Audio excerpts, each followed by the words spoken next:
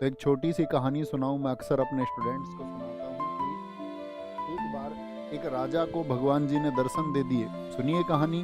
तो राजा बड़ा जनता का हित चाहने वाला था। उसने कहा कि जी नहीं, ये जो दर्शन है ये तुम मेरी प्रजा को भी दो, मेरी जनता को भी दो। तो राजा ने कहा ठीक है, अगर तुम्हें लगता है कि तुम्हारी जो प्रजा है ये डिजर्व करती है कि तुम्हारे साथ में प्रभु दर्शन करे, तो कल इनको पहाड़ी पे ले आना।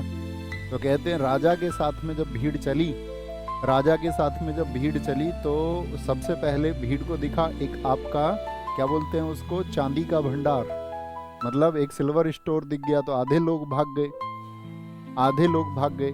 थोड़ी दूर चलने पे दिखा भैया आपका सोने का भंडार, तो आधे लोग जो बचे हुए थे वो भी भाग गए। लास्ट में एक हीरे का भंडार मिला, तो राजा के साथ जो रानी चल रही थी उसको भी प्रभु के दर्शन करने थे, वो भी भाग गई। अंत में बचा राजा अकेला, पहुंचा भैया प्रभु के पास में। तो प्रभु ने कहा तुम जो अपनी प्रजा को लेके आ रहे थे वो कहाँ है?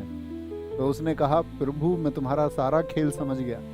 इस दुनिया में बहुत सारी लुभावनी चीज़ें होती हैं जो तुमको अक्सर इधर उधर भटकाएंगी, चाहे वो आपका इंस्टाग्राम पे लगातार रील्स देखना हो या अन्य कोई काम हो। तो भटक तो जाते ही हैं, लेकिन कुछ ऐसे होते हैं राजा जैसे जो भटकते नहीं हैं। तो कहने का मतलब है राजा जैसा होना पड़ेगा राजा होने के लिए, ठीक है? तभी कुछ अचीव कर पाओगे, और वो अचीव कर पाओगे तो वो खुशी भी आप ही महसूस कर पाओगे। बाकी दुनिया तो विषाद में रहती है, दुख में रहती है। सो